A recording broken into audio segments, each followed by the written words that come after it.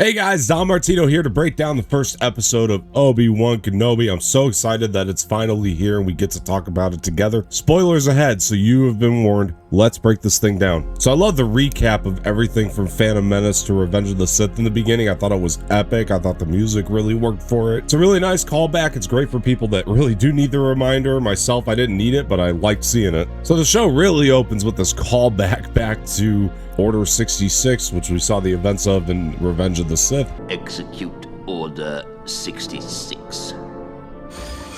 Yes, my lord.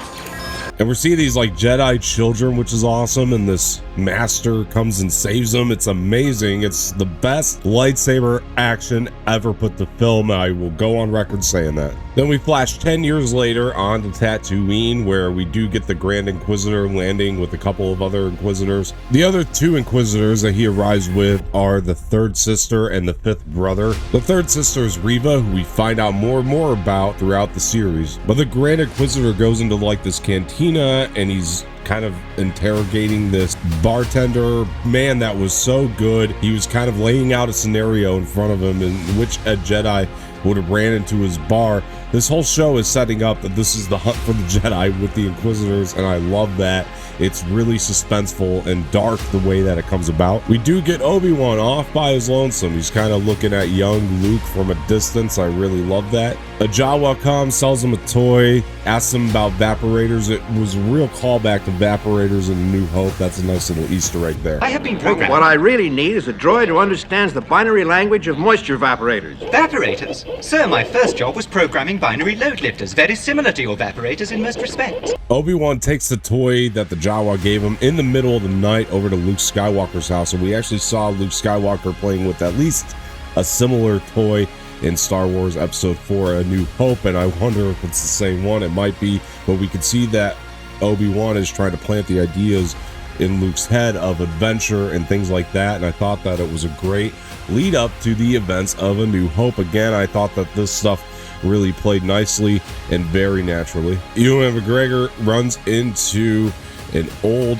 Jedi who's running around, and he's going through the desert kind of watching Obi-Wan. You can kind of see it through his perspective for a minute till he comes up to Obi-Wan, and he says he needs help. He says the Jedi need help. They need to be liberated. He's coming to Obi-Wan for help, and Obi-Wan says that his name is Ben. So we see that he's already kind of going by Ben to keep himself undercover, which I really like as an idea. He finally talks to the Jedi and he says, if you want my help, bury that thing. He points at his lightsaber, which I thought was brilliant writing. Bury it in the desert, stay hidden. That's what he's telling this Jedi to do. I thought that this played really, really nicely. I was in love with this scene. I thought that this was awesome stuff. It's great foundation for what's to come. We actually get a shot of Alderaan. We've never seen Alderaan on live action film before, so this was very cool, and we knew that Leia was coming, and we see this young girl kind of getting dressed up, and she lifts her head and it's not Leia, and she looks up and says she knew you'd find this amusing, and it's very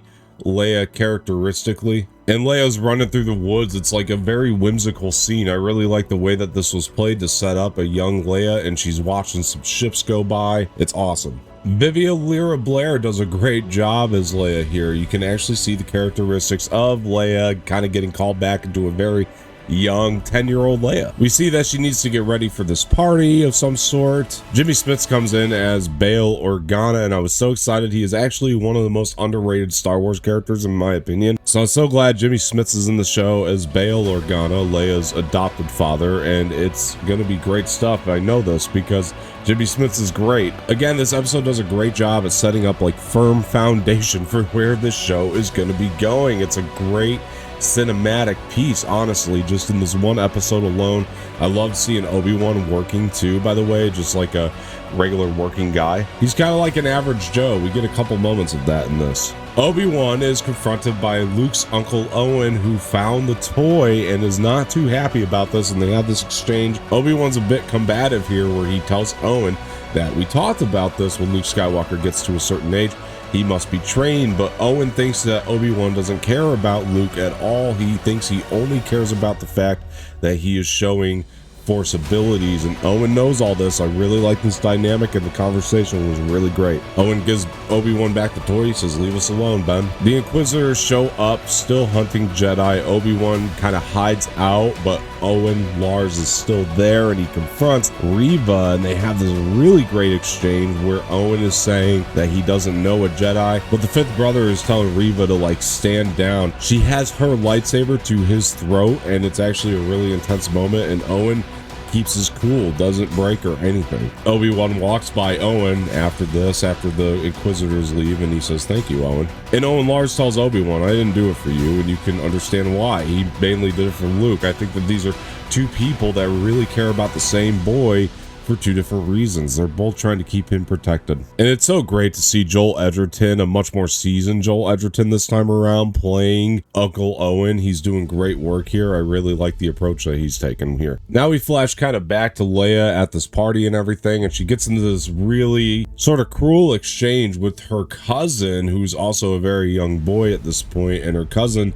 gives her a ton of crap saying that she's not a real Organa because she is adopted, but it's really mean. This guy's really mean, and Leia hands it to him, saying things like, "You do the things you do and say the things you do because you just want to impress your father, so you repeat the things that he says." It's a really, really great exchange and very Princess Leia characteristically. Again, I thought that Vivian Lyra Blair did a great job as Leia. So Leia's taken into the other room and confronted by Breha and Bail Organa, her two adopted parents, kind of giving her crap about what she did. Mainly Breha. Breha's kind of a little bit more strict, but then Bail Organa pulls her aside with such kindness and talks to her about how when she's a senator one day, then she'll really be able to boss her cousin around.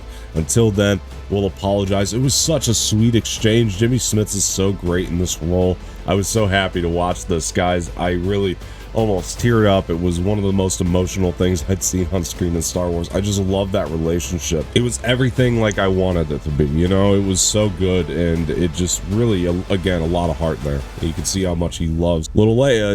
It's a wonderful thing. Bail asks Leia to meet him downstairs, and then Leia goes running off into the woods. Then Leia gets kidnapped. It's really kind of crazy. She gets kidnapped, and then now the sort of action is really kind of starting to take play here in the show. So it's a really interesting scene. I was like, whoa, I did not expect Leia to get kidnapped or anything like that. That's wild. And of course, Bail Organa is going to turn to his old friend Obi-Wan, so he's trying to ring him on his little pager or comlink or whatever they call it here. So Obi-Wan picks it up and he's trying to tell Bail that, look, I'm not who I once was. And Bail's saying, well, you need to be. This is my daughter. She's just as important as Luke, so you got to protect her too. We see Obi-Wan kind of working like an average Joe again, but then he's walking and he sees that the Jedi that confronted him earlier is now kind of hung in the street and dead, and that really has a big, profound effect on Obi-Wan. We also kind of get a flash to find out that Reva is actually the one that had Leia kidnapped, which is really insane. So Reva knows something about Force-sensitive children.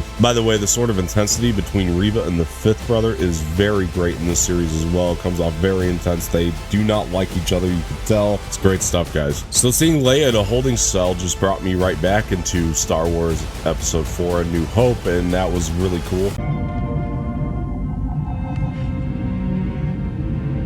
Too little short for a stormtrooper. Huh? Oh, the uniform.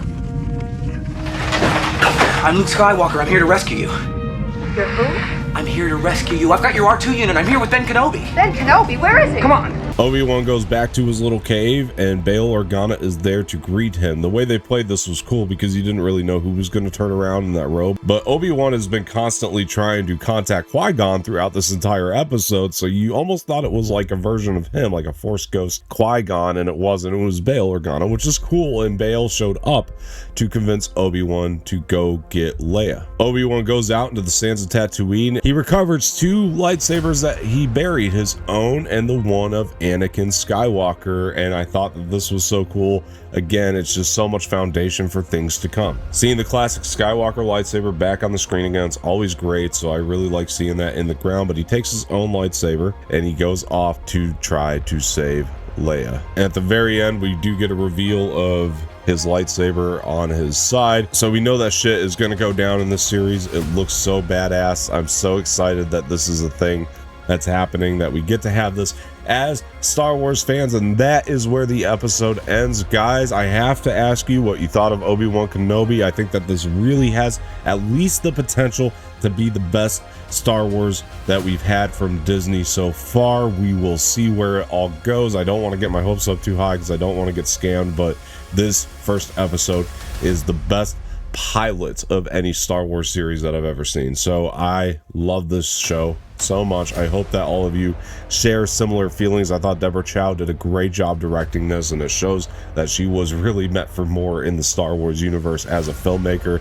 So super excited to see that. All right, guys, once again, I've been Don Martino. Please like the video, subscribe to the channel, leave some feedback in the comment section, share this with your friends, and hit the bell for notifications, and I will talk to you guys later.